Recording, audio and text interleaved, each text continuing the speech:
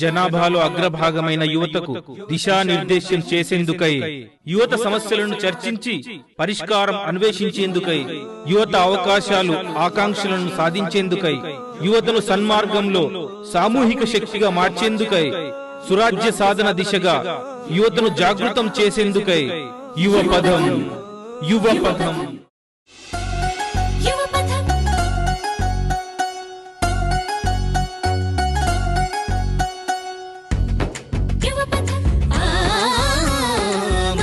సంబంధాలు మంట కలిసిపోతుంటే కళ్ళు మూసుకుంటున్న యువతి యువకుల్లారా, మనమే ఆ మానవులం, మనదంతా మనిషి కులం. మానవ సంబంధాలే మన గడపు బలం అన్నాడు కవిచలం.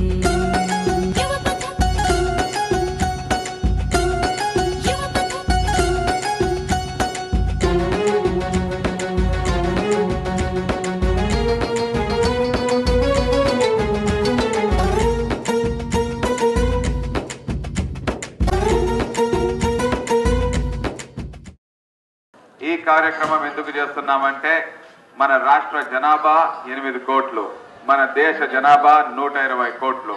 మన దేశానికంటే జనాభా ఎక్కువ ఉన్న దేశం ఒకటి ప్రపంచంలో, చైనా. మన రాష్ట్ర జనాభా mode age, highest population age group 23-24. అంటే ప్రపంచంలోనే యూత్ ఎక్కువ ఉన్న దేశం భారతదేశం. కానీ ఏ దేశానికైనా కూడా యువత అనేది ఒక సంపద.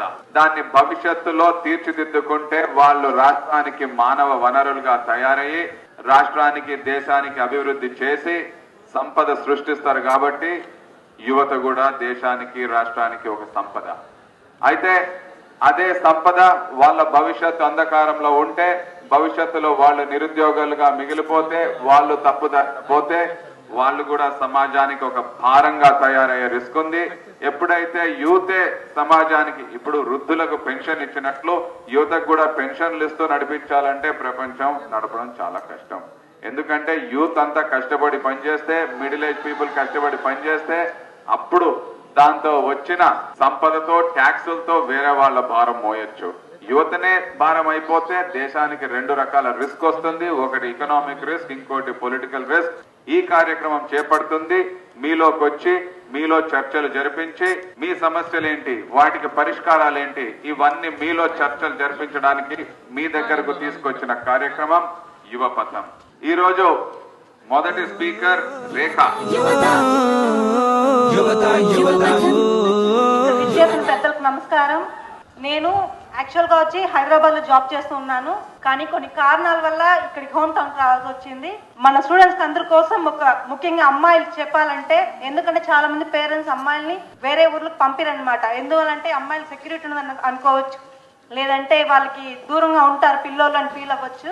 అలాంటి సందర్భంలో వాళ్ళు పంపిరు. కానీ అమ్మాయిలకి ఏంటంటే ఇక్కడ హోమ్ టౌన్లో ఉండి జాబ్ చేయడం అనేది చాలా సువర్ణ అవకాశం. ఇప్పుడు మీరు చాలా మంది అమ్మాయిలు కానీ అబ్బాయిలు కానీ పేరెంట్స్కి హెల్ప్ చేయడానికో లేదంటే ఇతర కారణాల వల్ల మీరు ఇక్కడే చిత్తూరులో ఉండొచ్చు. అలాంటి మన చిత్తూరు అసలు చెప్పాలంటే డెవలప్ అవ్వడం లేదు ఎన్నో సంవత్సరాలుగా. ఈ మధ్య కాలంలో డెవలప్ అవుతుంది, చిన్న చిన్న ఐటీ కంపెనీస్ వస్తున్నాయి.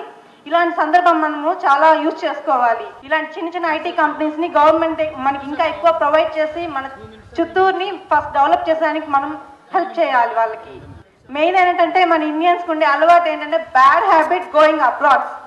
కాబట్టి మనం మన హోమ్ టౌన్ డెవలప్ చేసుకోవాలని చూద్దాం. చిన్న చిన్న IT companies can become a great companies. So students ఆలోచించండి. దూరంగా వెళ్ళి అమ్మ నాన్న ప్రేమలు దూరం అయ్యి ఎక్కడో ఉండి తిండి బాగాలేకుండా, ఉద్యోగం వాడిచ్చే శాలరీ సరిపోకుండా ఎక్కడో ఉండి కష్టపడే బదులు మీ ఇంటి దగ్గర నుంచి మీ అమ్మ నాన్నలు కంటి ఎదురుగా ఉంటూ ఎలా ఉండాలో, హ్యాపీ లైఫ్ ఎలా లీడ్ చేయాలో ఆలోచించండి. మన చుట్టూ డెవలప్ చేద్దాం.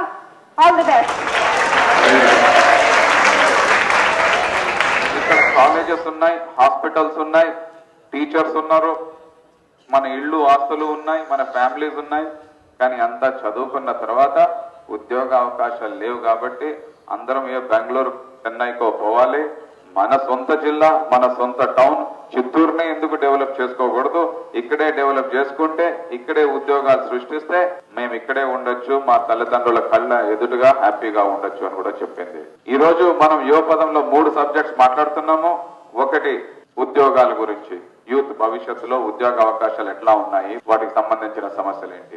రెండోది జనరల్ గా యువత భవిత మీ భవిష్యత్తు గురించి జనరల్ ప్రాబ్లమ్స్ ఏమున్నాయి. మూడోది role of youth in politics, రాజకీయాల్లో యూత్ ఏ రకంగా పాల్గొనాలి, వాళ్ళ బాధ్యతలేంటి. ఆ మొదటి అంశం మీద ఉద్యోగాల ఇష్యూ మీద మన జిల్లాలోనే మన టౌన్ లోనే మనం ఉద్యోగాలు సృష్టించుకొని మనము అభివృద్ధి చెందాలని చెప్తుంది రేఖ. Today I'd like to speak something about unemployment and the different effects of unemployment in India. There are many effects of unemployment and it's the main cause of the backwardness of India. Some of the main causes are the population growth in India.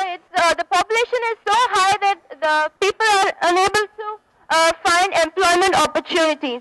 And there is another cause, that is the dependence of agriculture. Many of the people in villages, they depend so much on agriculture and they are really illiterate and they don't find jobs in modern companies, etc.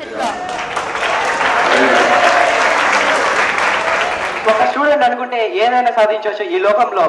అలాంటి మనం కూడా కొంచెం పోరాడాలి. ఒక India develop చేయాలంటే ఒక ప్రభుత్వం మనం మాత్రం కాదు, ఒక సిటిజన్ అయినా మనం కూడా పోరాడాలి. ఇప్పుడు ప్లాస్టిక్ వాడకూడదు అనేసి గవర్నమెంట్ మనకి ప్రొవైడ్ చేయింది, అది ఎవరు పాటించడం లేదు. ఎందుకో ప్రభుత్వం చెప్పిందే మాటలు వినాలి, కానీ మనం మాటలు వినట్లేదు. అందువల్ల ఇప్పుడు ఇండియా అన్డెవలప్డ్ కంట్రీ అంటే దాంట్లో మనం కూడా కొంచెం పార్టిసిపేట్ చేయాలి. నువ్వు వచ్చి ప్లాస్టిక్ వాడకూడదు అనేసి చెప్పినావు కదా, అది మనం పాటిస్తేనే కదా సాయికిరణ్. ఫస్ట్ మనం పాటిస్తున్నా కానీ సీజ్ చేయాల్సింది కంపెనీని. మనం ఎంత పాటించినా సరే వాళ్ళు వచ్చి